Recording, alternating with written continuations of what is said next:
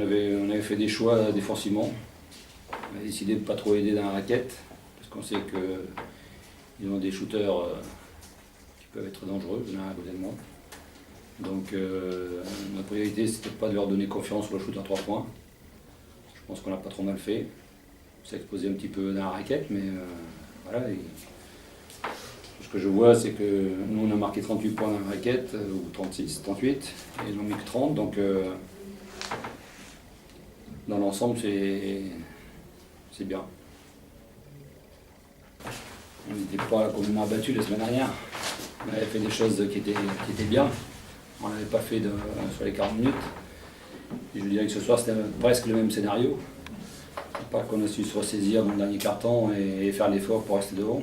Parce que je pense que si Orléans était passé devant, ça aurait été bien compliqué. Donc on peut dire que par rapport au match de la semaine dernière, on a un petit peu progressé.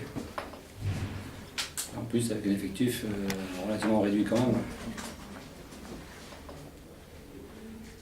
Il y a eu du mieux, il y a eu des choses qui étaient moins intéressantes.